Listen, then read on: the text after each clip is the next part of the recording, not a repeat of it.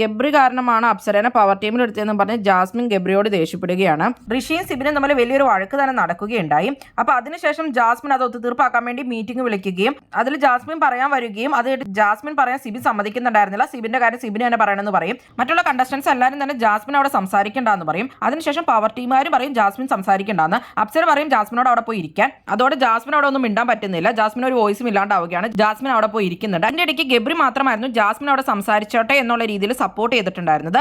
പിന്നീട് ഋഷിയും സിബിനും തമ്മിൽ വഴക്കാവുകയും മീറ്റിംഗ് കുളമാവുകയൊക്കെ ചെയ്തു. അത് കഴിഞ്ഞിട്ട് പിന്നെ ജാസ്മിൻ സിബിനോട് എന്ന് പറയുന്നുണ്ട് ഞാൻ അതിന് പറയില്ലായിരുന്നു എന്നുള്ള രീതിയിൽ. അപ്പൊ സിബിൻ പറയുന്നുണ്ട് നിനക്ക് മൊത്തം എല്ലാവരും എതിരാണ്, അപ്പൊ നീ പറഞ്ഞു കഴിഞ്ഞാൽ എനിക്കും എല്ലാവരും എതിരാവുകയുള്ളൂ, എന്റെ കാര്യം ശരിയാവില്ല എന്നുള്ള രീതിയിൽ. അതിനുശേഷം ജാസ്മിൻ ഒരുപാട് കരയുന്നുണ്ട്. ശ്രീതു വന്ന് ചോദിക്കുന്നുണ്ട്. പിന്നെ വന്നിട്ടാണ് ഗബ്രിയോട് പറയുന്നത് ഈ കാരണമാണ് ഈ അപ്സരനെ പവർ ടീമിൽ എടുത്തത്. ഞാൻ 5-6 പ്രാവശ്യം ആലോചിച്ചപ്പോഴും അപ്സര എന്റെ മനസ്സിലുണ്ടായിരുന്നില്ല. പവർ ടീമിൽ ഞാൻ കേട്ടണ്ടെന്നാണ് വിചാരിച്ചിരുന്നത്. നിനക്കായിരുന്നു അപ്സര പവർ ടീമിൽ വന്നെന്നുണ്ടായിരുന്നത്. അപ്സരയ്ക്ക് ബുദ്ധിയില്ലാത്തതുകൊണ്ട് എനിക്ക് അവളെ ഇഷ്ടമല്ലാത്തതുകൊണ്ടോ ഒന്നും തന്നെയല്ല. പക്ഷെ ഇങ്ങനെയൊക്കെയുള്ള കുഴപ്പങ്ങളുണ്ടാവും. കാരണം ഇപ്പൊ എനിക്ക് മറ്റുള്ള കണ്ടസ്റ്റൻസ് ആരും തന്നെ എന്നെ വകവയ്ക്കുന്നില്ല.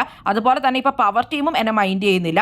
അപ്പൊ അങ്ങനെ ആവുമ്പോൾ എനിക്ക് ഒന്നും ചെയ്യാൻ പറ്റില്ല എന്നൊക്കെ പറഞ്ഞാണ് ജാസ്മിൻ പൊട്ടിക്കറിയുന്നത്. ഗബ്രി അപ്പൊ പറയുന്നുണ്ട് നിന്നെ ഞാൻ മാത്രമല്ലായിരുന്നു സപ്പോർട്ട് ചെയ്തോളൂ എന്നുള്ളത്.